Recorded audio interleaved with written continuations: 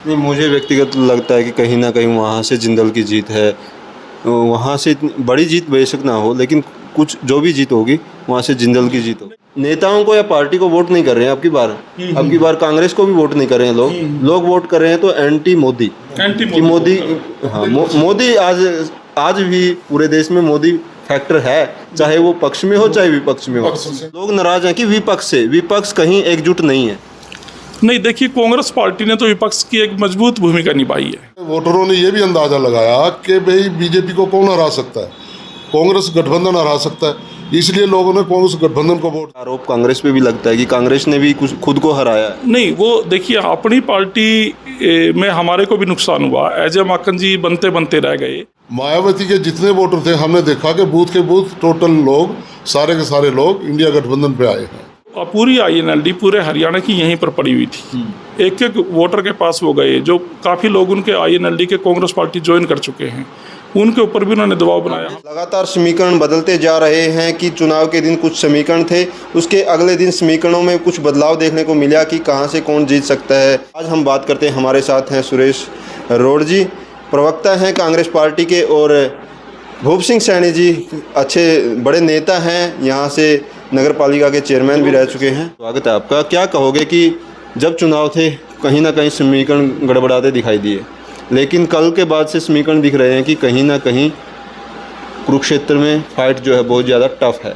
आपका क्या कुछ मानना है? देखिए, पहले जो समीकरण डगमगाते हुए आपने बताया दिखाई पड़ रहे थे जी, वो बीजेपी की फेवर में आपको महसूस हुआ होगा कि कहीं उनका प्रचार ज़्यादा है। वो बिल्कुल सरकारी मशीनरी उनके पास थी और बीजेपी प्रोपगंडा रचने में भी माहिर हैं।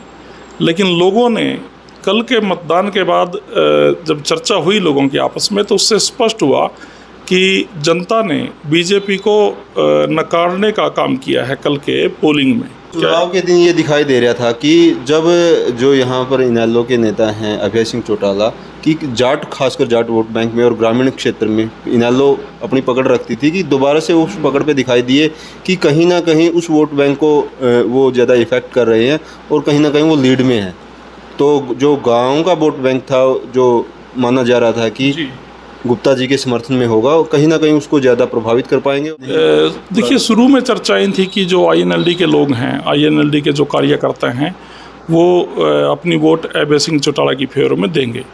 लेकिन कल की पोलिंग पे आपको भी पता, आप एक जागरूक मीडिया के साथी हैं और ग्राउंड पे आप रिपोर्ट करते हैं। एंटी बीजेपी वोटर है ना, वो परेशान INLD से ज़्यादा कांग्रेस से भी रहा है कि कांग्रेस के वोट जो थे वो कहीं ना कहीं इधर उधर हुए थे, तभी तो जो आज़ाद उम्मीदवार था राज्यसभा में जीत पाया, कि उस पे किरण चौधरी पे भी प्रश्न उठे थे। तो लोग नाराज़ हैं कि विपक्ष कहीं एकजुट नहीं है। नहीं, देखिए, कांग्रेस पार्टी ने तो विपक्ष की एक मजबूत भूमिका निभाई है। 30 MLA चट्टान की तरह मजबूत हैं। चलो, राज्यसभा में एक वोट के कारण हमारे प्रत्याशी श्री अजय माकन जी चुनाव जीतते जीतते हार गए, उस चीज़ का मलाल हमें भी है और हरियाणा की जनता को। कांग्रेस के वोटर ने ही तो गलती की है। बिल्कुल, अगर किसी की जिस भी वोटर की गलती थी तो कांग्रेस हाईकमान के संज्ञान में वो बात है। मैं तो ये कह सकता हूँ, कांग्रेस के ओर से हम दूसरों पे आरोप लगाने से पहले कहीं ना कहीं ये आरोप कांग्रेस पे भी लगता है कि कांग्रेस ने भी कुछ खुद को हराया है। नहीं, वो देखिए, अपनी पार्टी में हमारे को भी नुकसान हुआ। अजय माकन जी बनते बनते रह गए, वो बात पार्टी हाईकमान के संज्ञान में है और अनुशासनात्मक कार्रवाई होगी जिसने भी वोट खराब की थी।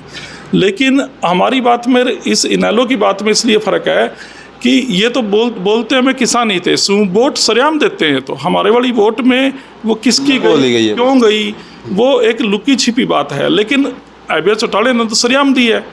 तो एक व्यक्ति, इनेलो के जाबाज कार्यकर्ताओं ने भी अब उसको पूछना शुरू कर दिया कि आप 3 काले कानून पास करने वाले नरेंद्र मोदी की फेवर में वोट देते हो और हमें कहते हो कि हम किसानों के सबसे बड़े नेता हैं।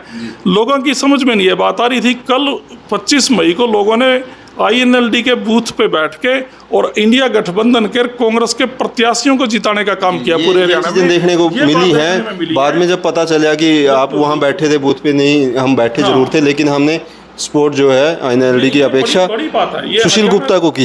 ये हरियाणा की जी सैनी साहब, क्या कहोगे कि यहाँ पर इफेक्ट जो है अभय चौटाला का मानना जा रहा था कि अभय चौटाला जो है इनका आमने सामने की जो टक्कर है उसको प्रभावित करेंगे तो अभय चौटाला करेंगे, कितना प्रभावित मानते हो आप? ऐसा नहीं है। लोग वोटर जो हैं बहुत समझदार हैं। किसी भी वोटर ने जब वोट डालने से पहले आलंग किया लोगों ने ये देखा कि पूरे प्रदेश में भूपेंद्र हुड्डा विपक्षी भूमिका निभाई है उन्होंने, और ये दूसरे जो अभय चौटाला जी हैं ये तो बीजेपी के साथ मिलते रहे हैं। और वोटरों ने ये भी अंदाज़ा लगाया कि भाई बीजेपी को कौन हरा सकता है, कांग्रेस गठबंधन हरा सकता है, इसलिए लोगों ने कांग्रेस गठबंधन को वोट दी। और मायावती जी खड़ी बीजेपी के साथ, आप देखिए, लेकिन उनके जो वोटर हैं उन्होंने अंदाज़ा लगाया कि मायावती तो बीजेपी के कहने से खड़ी है, लेकिन उनके जितने भी वोटर थे टोटल के टोटल बिल्कुल 100% कांग्रेस पर आए। जी सैनी साहब, मायावती का जो वोटर था और इनेलो का जो वोटर था, कहीं ना कहीं उन्होंने सोचा कि अगर बसपा ग्राफ करती है या इनेलो ग्राफ करती है तो कहीं ना कहीं बीजेपी को फ़ायदा हुआ, इसलिए वोटर ने सोचा, सिंपैथी उनकी पूरी की पूरी अपनी पार्टी के प्रति थी, अपने कैंडिडेट के प्रति थी, लेकिन उन्होंने वोट जो है कहीं ना कहीं बदला है। वोटर बड़ा चौकन्ना है, समझदार है। वोटर ने अंदाज़ा लगाया कि भाई हम बीजेपी को समर्थन करेंगे अगर मायावती को वोट देंगे तो। मायावती के जितने वोटर थे हमने देखा कि बूथ के बूथ टोटल लोग, सारे के सारे लोग इंडिया गठबंधन पे आए हैं। 90% लोगों ने वोट दिए हैं हमारे को, तो इसलिए ऐसे लोगों को नकार दिया लोगों ने जो बीजेपी के साथ। तो सैनी साहब, क्या कहोगे कि हर हल्के से एक बड़ी जीत मिली थी पिछले लोकसभा चुनाव में, तो अब की बार क्या कुछ मानते हो कि जैसे पुंडरी है हमारा हल्का, हम मानते हैं कि लगभग बराबर का मुकाबला है, इतनी बड़ी लीड किस तरह से समाप्त हो गई है जो बीजेपी की थी, अब क्या देखते हो कि कहाँ कहाँ फाइट है बीजेपी की और क्या बीजेपी जीत सकती है? देखिए, पिछले चुनाव में और इस चुनाव में बहुत अंतर है। पिछला चुनाव तो मोदी की वजह से लहर थी एक मोदी की, अब की बार मोदी वर्सेस पब्लिक मोदी के खिलाफ है। पब्लिक ने मोदी के खिलाफ कैंडिडेट नहीं देखा, पब्लिक ने मोदी के खिलाफ पब्लिक खुद चुनाव लड़ रही है। अब ये देखिए, अपने हरियाणा को देख लो आप, अब 2 योजनाएं इनकी ज़बरदस्त, जो एक अग्निवीर योजनाएं थी, हरियाणा का जो कितना नौजवान भर्ती होता था, टोटली नौजवान तबका खिलाफ है बीजेपी के, क्योंकि उन्होंने भर्ती बंद कर दी। ये कोई अग्निवीर कोई भर्ती थोड़ी ना है। और जैसे कांग्रेस आई, हमने प्रचार किया कि हम इसको ठंडे बस्ते में गिरेंगे और डायरेक्ट भर्ती करेंगे, लोगों ने ये माना कि भाई हाँ ये बात ठीक है।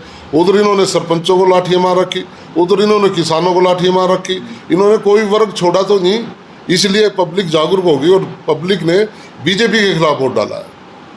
जी सर, क्या कहोगे कि पुंडरी हल्के में एक बड़ी लीड थी, तमाम हल्कों में एक बड़ी लीड बीजेपी ने प्राप्त की थी 2019 के चुनाव में, तो अब की बार वो लीड तो नहीं दिखाई दे रही है कि कांटे का मुकाबला अभी भी दिखाई दे रहा है। अभय चौटाला या इनेलो 1000 वोट भी नहीं ले रही, कोई भी गांव ऐसा नहीं है। अगर ऐसा है तो फिर तो जो सिचुएशंस मानी जा रही थी उसी सिचुएशन में खड़े हैं अभय चौटाला कि 1 लाख को क्रॉस नहीं कर पाएंगे। मैं मान के चला कि 1.5 लाख को भी क्रॉस कर जाएंगे। तो क्या देखते हो कि अगर 1 लाख क्रॉस नहीं करते हैं अभय चौटाला तो कितनी मजबूती मिलती है यहाँ पर इंडिया गठबंधन को? अगर अभय सिंह चौटाला 1 लाख क्रॉस नहीं करते, वो एक पार्टी के सुप्रीमो हैं, पूर्व मुख्यमंत्री के बेटे हैं और पूर्व उप प्रधानमंत्री के पोते हैं, तो ऐसी स्थिति में उनको समझ जाना चाहिए कि देश की जनता और हरियाणा के लोग, हरियाणा की जनता उनको बर्दाश्त नहीं करना चाहती, क्योंकि वो बीजेपी का हाथ बटाते हैं।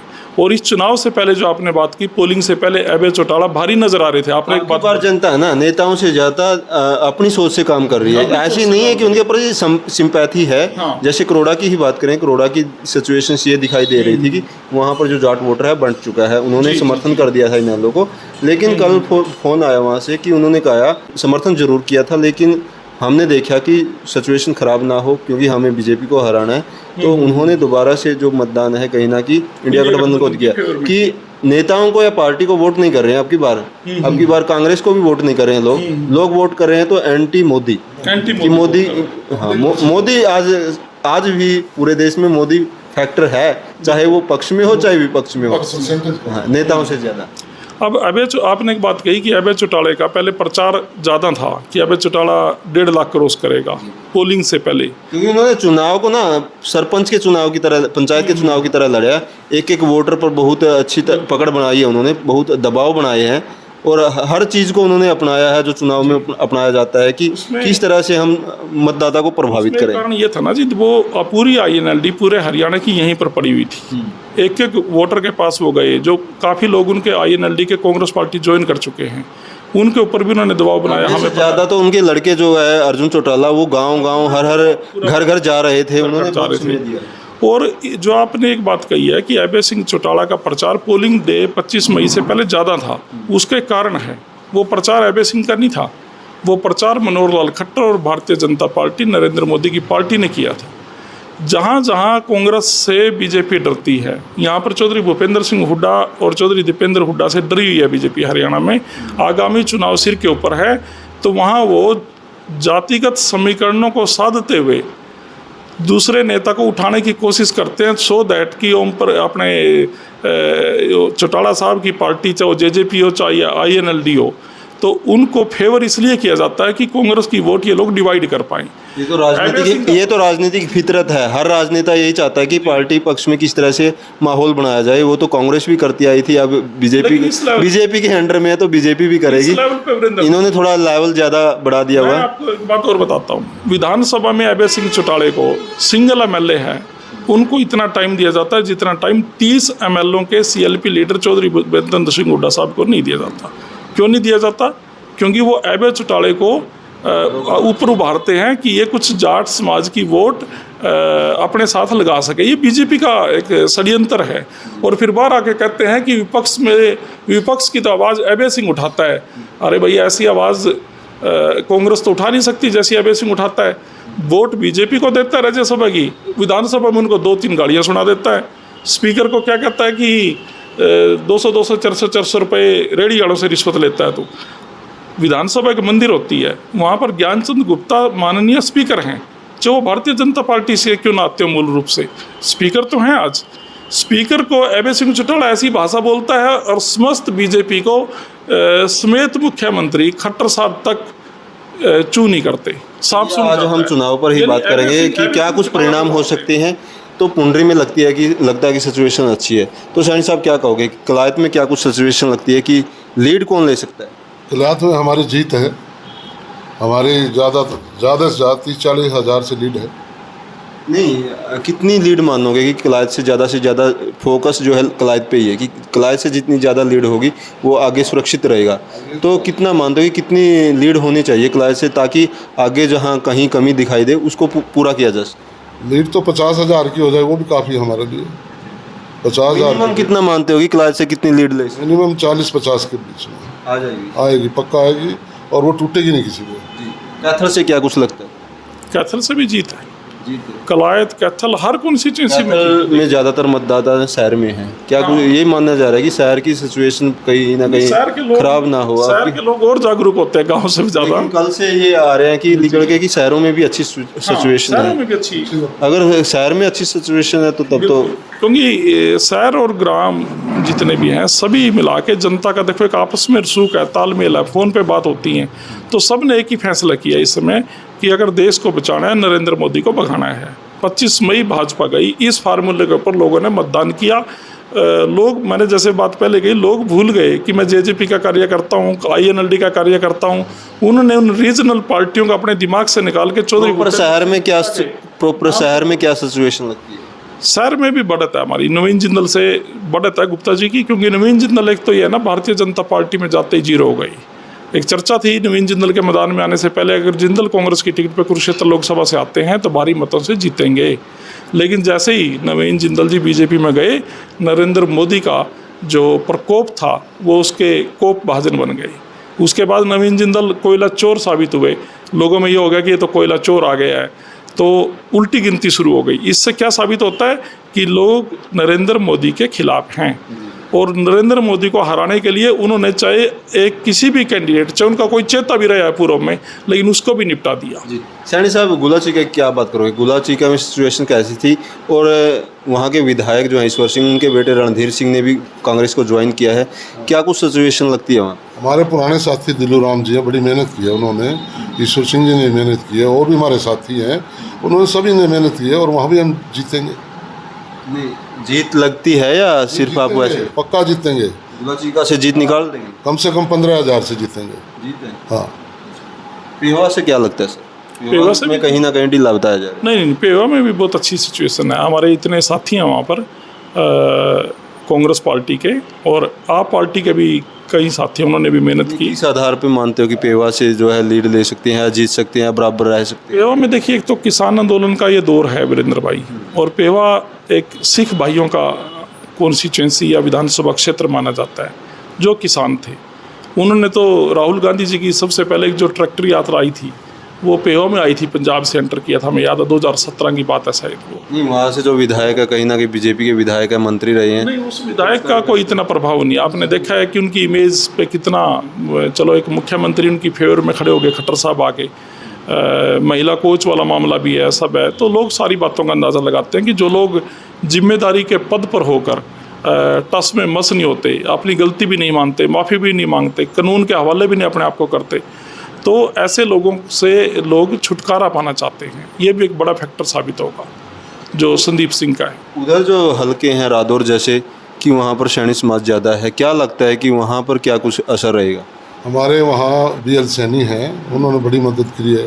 कांग्रेस के MLA हैं, हाँ विधायक हैं, बड़ी मेहनत का लोग हैं वो।